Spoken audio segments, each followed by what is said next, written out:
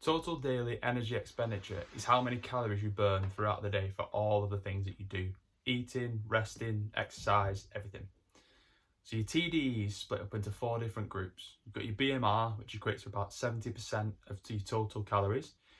You've got your NEAT, which is around 15%. You've got your exercise, which is around 5 to 10%. And you've got your thermic effect of feeding, which is around 10% as well.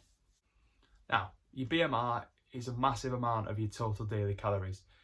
This is how many calories you burn at rest by doing absolutely nothing, just your bodily functions going along throughout the day. So if you were to sit on a chair or a couch all day and not move, your total calories would stay the same, and this is how many you would burn by just surviving. Now your NEAT, or your non-exercise activity thermogenesis, is how many calories you burn just through your general movements throughout the day. Standing up and sitting down where you're going getting a brew, standing around where you're cooking your tea, doing any cleaning throughout the day, even walking to and from the car when you go shopping. This is all under the NEAT category and can actually burn up to around 15% of your daily calories throughout the day. Making a conscious effort to keep your NEAT high is a really effective way of increasing how many calories you burn throughout the day and can really help with any weight loss goals or anything that you're trying to achieve. The thermic effect of food is the energy required to digest and absorb the nutrients that you take in. Now, depending on what it is you're eating depends on how much energy is required to digest them. So for fats and carbs, it's around 5 to 15% of what you take in is required to digest.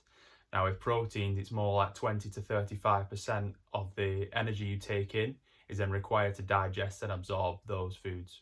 This helps highlight the importance of having a high protein diet.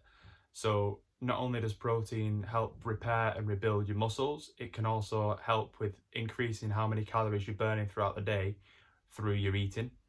The last topic is your EAT, which is your exercise activity thermogenesis. Now this is the amount of calories you burn through exercise. So going for a walk, going to the gym, going for a run, whatever it is that you're doing, your exercise, this is how many calories you burn. Now surprisingly, your EAT only takes up around 5 to 10% of your daily expenditure, which a lot of people would think is quite low, but that's actually normal. You don't burn as many calories as people think through your exercise. Now that you can see how few calories you tend to burn through your exercise, especially compared to what people think, only highlights the importance of a calorie deficit. A calorie deficit is making sure that you take in less calories than you're burning. So if you're burning 2,000, if you only take in 1,800, you're creating that deficit. So for example, if you're already in a 10% deficit and you add on your exercise of around 5 to 10%, you're just complementing what you're already doing.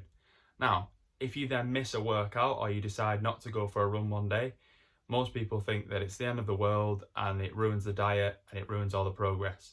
But ensuring that you're already in a calorie deficit just means that you're in a smaller deficit than you would be with your exercise. So really there's nothing to worry about. Now that just about covers total daily energy expenditure. If you have any more questions regarding this topic or anything else within fitness, feel free to get in touch with us on our contact page or on our social media, Reform PT Academy.